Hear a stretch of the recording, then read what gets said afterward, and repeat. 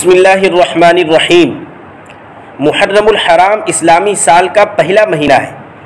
اسی سے اسلامی سال کی ابتدا ہوتی ہے۔ شریعت کی نگاہ میں اس مہینے کو بڑی فضیلت و اہمیت حاصل ہے،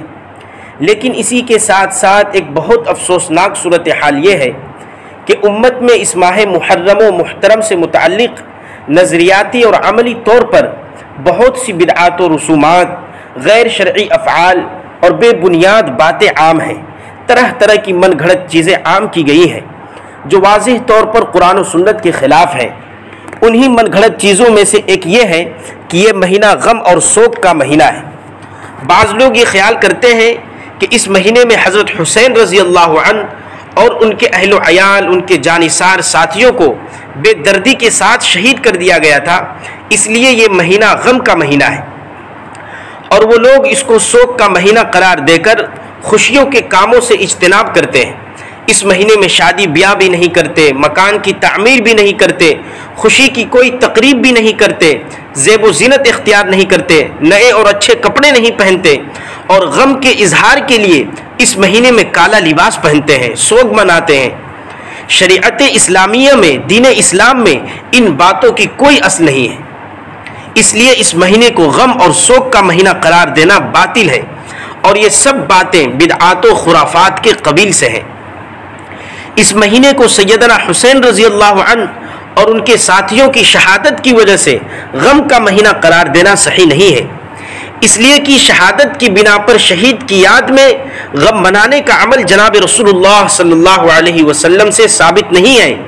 کہ آپ صلی اللہ علیہ وسلم نے کسی شہید کے شہادت کے دن یا مہینے کو غم کے طور پر منایا ہو یا منانے کا حکم دیا ہو، اس کا کہیں کوئی ثبوت نہیں ملتا۔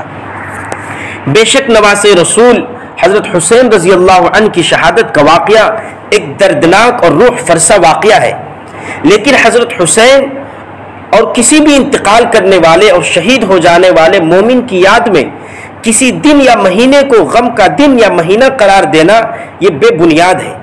کسی مہینے کو غم کا مہینہ قرار دینا قرآن و سنت اور شرعی دلائل سے بالکل ثابت نہیں۔ کسی مہینے یا دن میں کوئی غم کا واقعہ رونما ہونے سے وہ غم کے لیے مخصوص نہیں ہو جاتا کہ اس دن کو ہمیشہ غم کے طور پر منایا جائے اور صدیاں گزر جانے کے باوجود اس کو غم کا مہینہ کہا جائے۔ اگر ایسا ہو تو پھر اسلامی تاریخ ایسے بہت سے اندوہناک سانحات و واقعات سے بھری پڑی ہے کہ سال کے 12 مہینوں میں بڑے بڑے جلیل القدر صحابہ کرام کی المناک شہادتیں ہوئی ہیں، جیسا کہ حضرت حمزہ، حضرت صہیب، حضرت عمر، حضرت عثمان، حضرت علی اور دیگر بہت سے حضرات صحابہ کرام رضی اللہ عنہم اجمعین کی دردناک شہادتیں امت کی تاریخ کا حصہ ہیں۔ تو پھر ان کی شہادتوں کی وجہ سے تو سال بھر کو غم والا قرار دینا چاہیے۔ ظاہر ہے کہ اسے تو کوئی بھی تسلیم نہیں کر سکتا ہے، بلکہ سرکار دو عالم رحمت کائنات حضور صلی اللہ علیہ وسلم کے وصال کے واقعے کے مقابلے میں امت کے لیے کون سا سانحہ بڑا ہو سکتا ہے؟ پیران پیر حضرت سید شیخ عبد القادر جیلانی فرماتے ہیں کہ اگر حضرت حسین کی شہادت کی وجہ سے وہ دن غم و الم کا دن تصور کر لیا جائے تو پیر کا دن اس سے بھی زیادہ غم کا دن ہے، کیونکہ رسول خدا صلی اللہ علیہ وسلم کی وفات اسی دن ہوئی اور اسی دن خلیفہ اول حضرت ابو بکر رضی اللہ عنہ نے وفات پائی۔ کسی کی وفات پر 3 دن سے زیادہ سوگ منانا جائز نہیں ہے۔ کسی بھی شخص کی وفات پر اس کے عزیز و اقارب کے لیے 3 دن تک سوگ منانے کی اجازت ہے، اور 3 دن سے زیادہ سوگ منانا جائز نہیں۔ البتہ جس عورت کے شوہر کا انتقال ہو جائے تو وہ 4 ماہ 10 دن سوگ کرے گی۔ شریعت مطہرہ کا حکم یہی ہے کہ شوہر کے علاوہ کسی کے انتقال کے بعد 3 دن سے زیادہ سوگ منانا جائز نہیں۔ حضرت زینب بنت ابی سلمہ رضی اللہ عنہا سے روایت ہے کہ جب ام المؤمنین حضرت ام حبیبہ رضی اللہ عنہا کو ان کے والد حضرت ابو سفیان رضی اللہ عنہ کی وفات کی خبر شام سے پہنچی تو حضرت ام حبیبہ نے تیسرے دن زرد رنگ جو بطور خوشبو عورتیں استعمال کرتی تھی منگوایا اور اپنے چہرے اور ہاتھوں پر لگایا اور فرمایا، میں اس سے مستغنی ہوں، یعنی مجھے بناؤ سنگھار کی ضرورت یا شوق نہیں ہے۔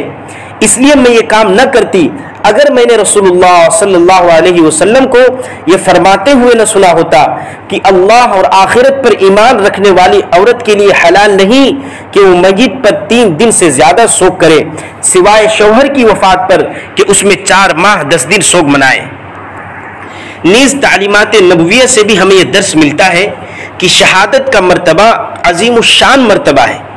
یہ انتہائی سعادت کا مقام ہے، اور یہ ایسی نعمت ہے جس کے حصول کی تمنا صحابہ کرام رضی اللہ عنہم اجمعین کے زمانے میں شدت سے کی جاتی تھی۔ یہ ایسی چیز نہیں کہ جس پر غم منایا جائے، لہٰذا محرم الحرام کے مہینے میں اس طرح سوگ منانا جائز نہیں ہے۔ جب یہ بات واضح ہو گئی کہ حضرت حسین رضی اللہ عنہ کی شہادت کی وجہ سے ماہ محرم کو غم کا مہینہ قرار نہیں دیا جا سکتا، تو اس سے یہ بات بھی واضح ہو گئی کہ حضرت حسین رضی اللہ عنہ کی شہادت کی وجہ سے آج کل جو غم منانے کے طور پر مختلف کام کیے جاتے ہیں، مثلا بعض لوگ ماہ محرم میں خصوصاً عاشورہ کے دن کاروبار کرنے کو اچھا نہیں سمجھتے،